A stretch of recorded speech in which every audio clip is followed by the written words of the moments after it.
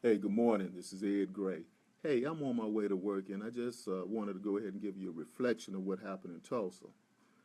Tulsa, Dallas, Charlotte, it's not one bit of a difference. But one thing is the same is, well, how some people are being perceived. This is reflections from one bad dude. That be me. I live in a country in which, well, the first thing people tell me to do is not judge people by their color or their skin, but yet they judge me by my color and my skin. Like, I don't live in a colorblind society. See, when I looked in this Facebook Live camera, I saw what everyone else sees, a big black man. And some people are afraid of big black men. Well, they got a word for them. No, not that word. They got a phrase for them. It's called one bad dude. Yeah, I'm a bad dude. I remember when I was young, I was like 18, 19 years old. I was on my way to work. I made it to work, got to a building that I was supposed to be in, had a badge. The badge said where I was supposed to be at. And when the badge indicated that I was supposed to be inside the building, that means it gives me a right to be inside the building. Well, when I came out of the building, guess who should be there? The police. They were there with a gun, and they held a gun right to my head, right to the temple of my head. And they began to question me. And I told them I belonged in the building.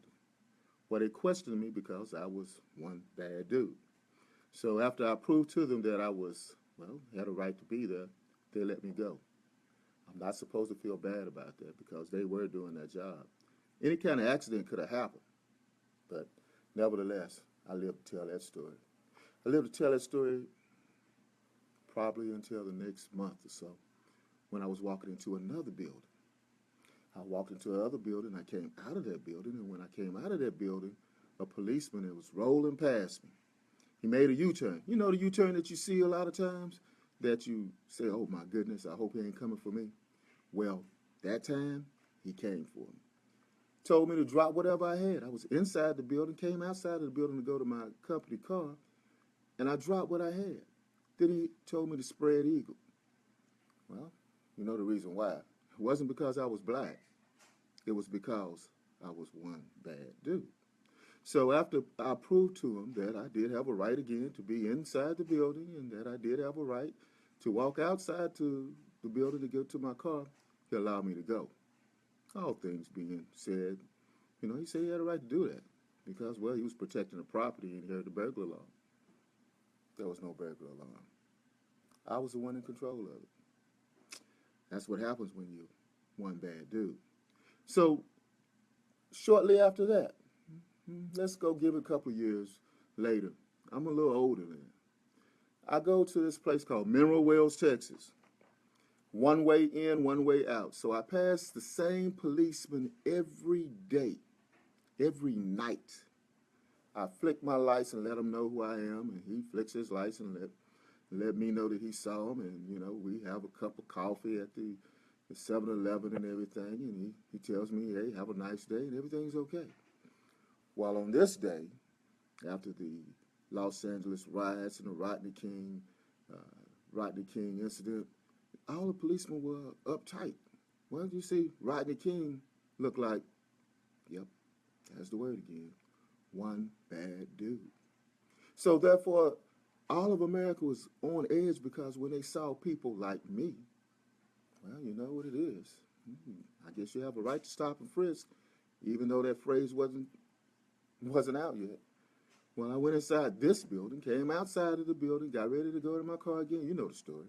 So I got ready to go in the car again, but this time they had the guns drawn out already. 6 of them. 3 squad cars. 6 of them. And the reason why they had the guns pulled out was because, well, across the parking lot, someone had eyeballed me.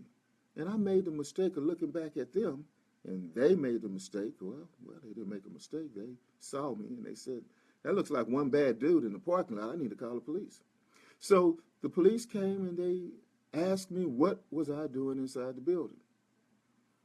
I told them. I told them the story I just told you. I see you guys every day. I like the police. I like you guys. Why you wave to me every day? He said there was a report that there was someone in the parking lot that was stealing. And they had to investigate it. And they demanded that I drop what I was doing. And I wasn't supposed to ask them questions because why should I ask them questions? Because they are the law. And I'm not. I'm just, well, there you go. One bad dude. So I immediately dropped what I had in my hand. Thousands of dollars of equipment shattered. Just like the dreams and hopes of many Americans, black Americans in this country are shattered by these police stops and by this killing of police officers, by police officers. It's shattered. It's shattered because, well, I'm one bad dude. So after having a conversation with the police department, all 6 of them of the Mineral Wells Police Department, they probably had about 12 people on the force that night, but 6 of them were there for me. I felt kind of welcome about that. Well, we reached an agreement. I would be able to leave my place of employment with my life, and they would be able to share a joke that they stopped one bad dude. Wish me luck. I'm on my way to work.